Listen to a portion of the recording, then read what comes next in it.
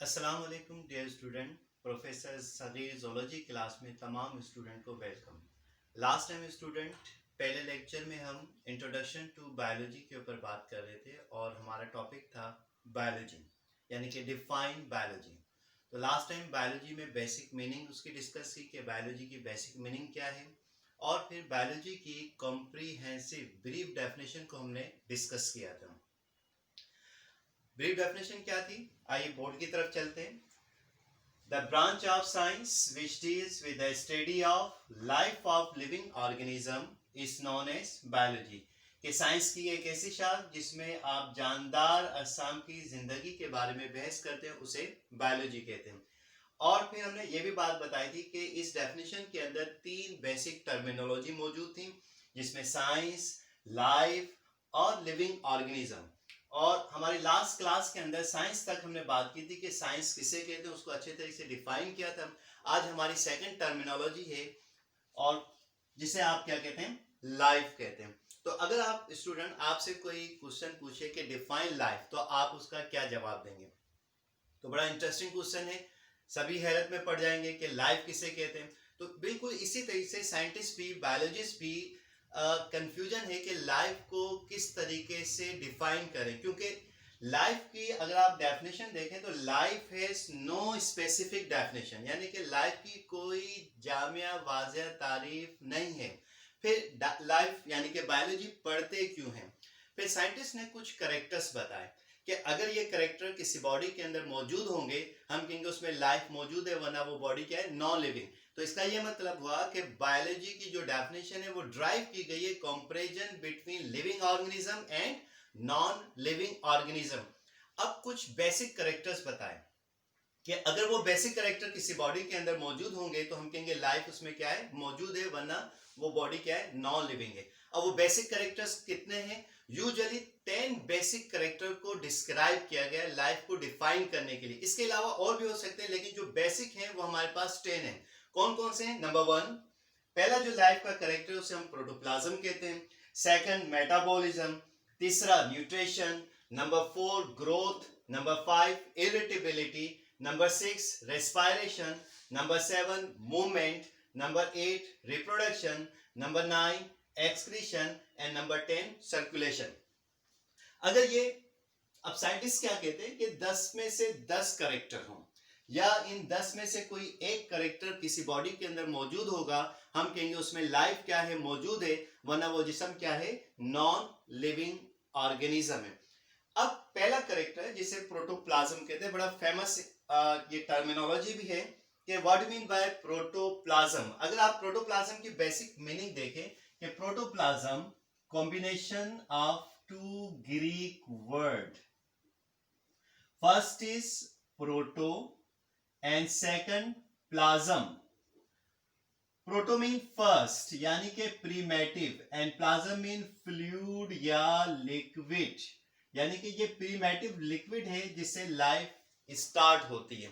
ये तो old definition है। मॉडर्न डेफिनेशन क्या है कि cytoplasm and nucleoplasm collectively known as protoplasm. अगर हम सेल की बात करते हैं, ये लेट्स सपोज दैट ये सेल है हमारे पास और ये सेल का क्या है, न्यूक्लियस है।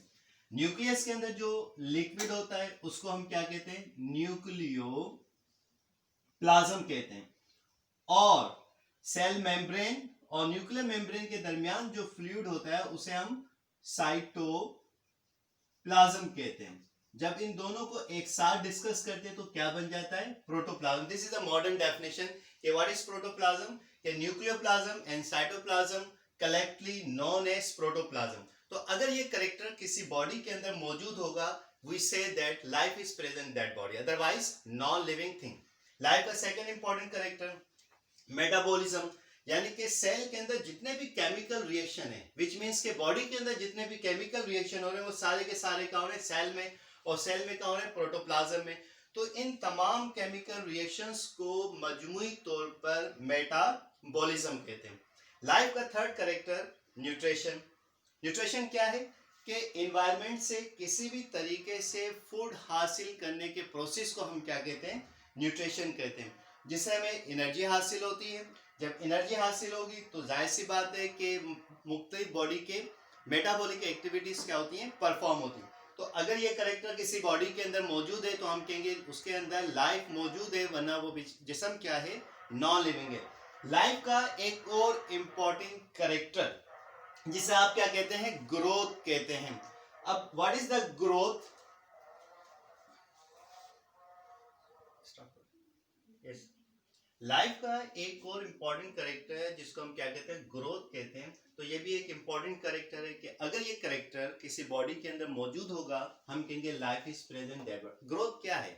आपने देखा होगा कि एक छोटा पौधा लगा हुआ है, आहिस्ता आहिस्ता क्या है, उसके साइज में इजाफा हो रहा है, उसकी बॉडी में इजाफा हो रहा है और वो स्पेस भी घेरता जा रहा है। तो अगर सेल के नंबर्स में इजाफा हो रहा है, उसकी बॉडी में इजाफा हो रहा है, तो इसको हम क्या कहते हैं, ग्रोथ कहते हैं। जबकि नॉन लिविंग में ये करेक्टर मौजूद नहीं होता। लाइफ का एक और इम्पॉर्टेंट करेक्टर है जिसे आप क्या कहते हैं, इरिटेबिलिटी, यानी कि हसासियत, महसूस होने की सलाहियत। तो हर बॉडी के अंदर सेंसिटिविटी पाई जाती है, कोई भी स्टिमुलस बॉडी के ऊपर इफेक्ट करेगा वो महसूस होता है, मैसेजेस जाते हैं ब्रेन से वापस मैसेज आते हैं इफेक्टर्स के पास और बॉडी क्या करती है, रेस्पॉन्स क्रिएट करती है। तो अगर ये करेक्टर किसी बॉडी में है तो हम कहेंगे उसमें लाइफ मौजूद है, वरना वो बॉडी क्या है, नॉन लिविंग है। रेस्पायरेशन, ये बड़ा एक इंटरेस्टिंग कॉम्प्रिहेंसिव टॉपिक है। रेस्पायरेशन किसे कहते हैं? अक्सर स्टूडेंट सिंपली बोल देते हैं कि रेस्पायरेशन क्या, इनटेक ऑफ ऑक्सीजन है और given out of carbon dioxide है। ऐसा कुछ भी नहीं है, ये जस्ट टू ब्रीथिंग या गैसियस एक्सचेंज कहलाता है। रेस्पायरेशन का प्रोसेस बेसिकली सेल लेवल पर होता है, जब फूड ऑक्सीडाइज होती है सेल के अंदर, कहाँ, माइटोकॉन्ड्रिया में, तो और एनर्जी प्रोड्यूस होती है, कार्बन डाइऑक्साइड और वाटर वेपर्स। तो इस प्रोसेस का नाम क्या है, रेस्पायरेशन। और चूंकि ये सेल लेवल पर होता है इसलिए इसका नाम क्या रख दिया, सेलुलर रेस्पायरेशन। अगर ये करेक्टर किसी बॉडी के अंदर मौजूद है तो हम कहेंगे life is present that body, otherwise non living thing. Life का एक और इंपॉर्टेंट करेक्टर मूवमेंट। मूवमेंट से क्या मुराद है? मूवमेंट से ये मुराद है कि मूवमेंट, अगर यहाँ पर कॉन्सेप्ट क्लियर किए तो नेक्स्ट क्लास में हम डिटेल से बात करेंगे। मूवमेंट वेरी सिंपल, कि अगर कोई बॉडी एक पॉइंट से दूसरे पॉइंट पर शिफ्ट ना हो तो इसे हम क्या कहते हैं, मूवमेंट कहते हैं। ठीक है, अगर शिफ्ट हो जाए तो उसको लोकोमोशन कहते हैं। तो ये करेक्टर यूजुअली प्लांट्स के अंदर पाया जाता है। जबकि बॉडी जब शिफ्ट करती है from one place to another place, like me, मैं इस पॉइंट से इस पॉइंट तक आ रहा हूं तो पूरी बॉडी शिफ्ट हो रही है, तो इसके लिए हम वर्ड यूज करते हैं लोकोमोशन। तो अगर ये करेक्टर किसी बॉडी के अंदर मौजूद है तो हम कहेंगे life is present that body, otherwise non living thing. Life का बड़ा एक इंपॉर्टेंट करेक्टर रिप्रोडक्शन। तमाम लिविंग ऑर्गेनिज्म की ये ख्वाहिश होती है कि उनकी नस्ल में क्या हो, इजाफा हो, और उसके नस्ल में इजाफे का नाम क्या है, रिप्रोडक्शन। जबकि नॉन लिविंग में ये करेक्टर मौजूद नहीं होता। अगर ये करेक्टर किसी बॉडी में है तो हम कहेंगे life is present that body, otherwise non living thing. Life का एक और इंपॉर्टेंट करेक्टर जिसे हम एक्सक्रीशन कहते हैं। अब जाहिर सी बात है, मेटाबॉलिज्म हो रहा है, खाने पीने की बातें हो रही हैं, तो केमिकल जो रिएक्शंस होते हैं, एनाबॉलिज्म और कैटाबॉलिज्म। तो कैटाबॉलिज्म के नतीजे में बॉडी में वेस्ट प्रोडक्ट फॉर्म होती हैं जिन्हें हम कहते हैं नाइट्रोजिनस वेस्ट प्रोडक्ट।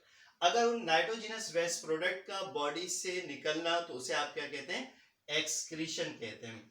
तो ये एक इंपॉर्टेंट लाइफ का करेक्टर, ये करेक्टर किसी नॉन लिविंग में मौजूद नहीं होता। लाइफ का एक और इंपॉर्टेंट करेक्टर है जिसे आप क्या कहते हैं, सर्कुलेशन कहते हैं। सर्कुलेशन मीन्स प्लांट्स के अंदर भी सर्कुलेशन है, एनिमल्स के अंदर भी, इवन के एक सेल लेवल तक भी क्या है, सर्कुलेशन है। तो अगर ये करेक्टर किसी बॉडी के अंदर मौजूद होगा हम कहेंगे life is present that body, otherwise non living thing. तो ये लाइफ की कोई स्पेसिफिक डेफिनेशन नहीं है। अगर ये करेक्टर मौजूद है तो हम कहेंगे life is present that body, otherwise non living thing.